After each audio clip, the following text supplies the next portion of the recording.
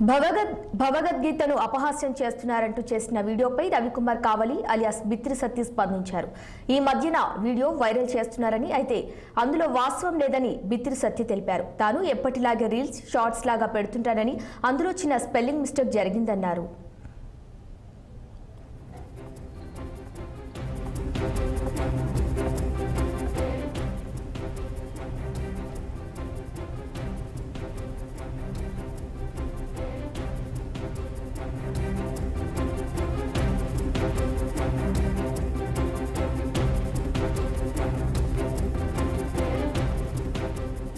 భగవద్గీత అంటే తాను ఆరాధిస్తానన్న బిత్తిరి సత్తి ఏమైనా కించపరిచినట్లు అనిపిస్తే అభిమానులు తనను క్షమించాలని పేర్కొన్నారు.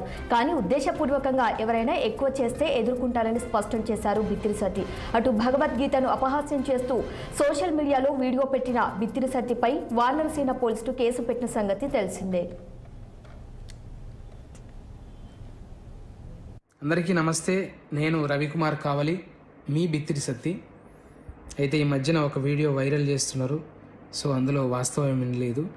నేను ఎప్పటిలాగానే కామెడీ వీడియోస్ చేస్తూ చిన్న చిన్న క్లిప్స్, రీల్స్ లాగా, షార్ట్స్ లాగా పెడుతుంటా. అందులో చిన్న స్పెల్లింగ్ మిస్టేక్ అయ్యింది. సో భగవద్గీత అంటే నేను ఆరాధిస్తా, పారాయణం చేయడానికి ప్రయత్నిస్తుంటా, ప్రచారం చేస్తుంటా. నా అభిమానులు, శ్రేయోభిలాషులు, నన్ను ప్రేమించేటోళ్ళు, నా బంధుమిత్రులు నిజంగా అది కించపరిచినట్టు అనిపిస్తే తప్పకుండా క్షమించమని అడుగుతున్నా. కానీ ఉద్దేశపూర్వకంగా చేస్తే మాత్రం అది ఎదుర్కొంటా ఖచ్చితంగా. ఇంకా వాళ్ళు మనం ఎన్ని రోజులు చేసినా 15 ఏళ్ళ నుంచి చేస్తున్నప్పుడు ఎలా మన మీద అట్లాంటివి వైరల్ చేయబుద్ధి అయిందో ఇక వాళ్ళ విఘ్నతకే వదిలేస్తున్నా. Thank you. అందరికీ నమస్తే. నేను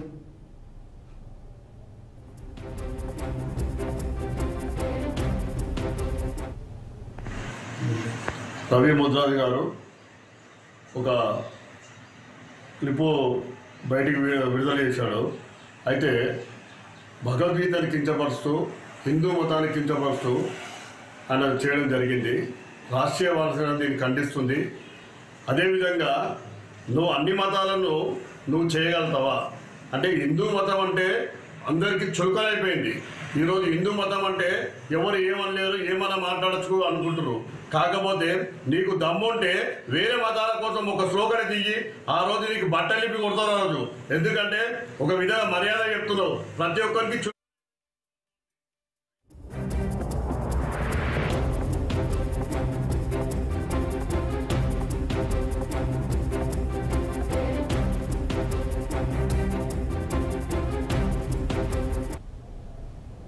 రాజ్యసభ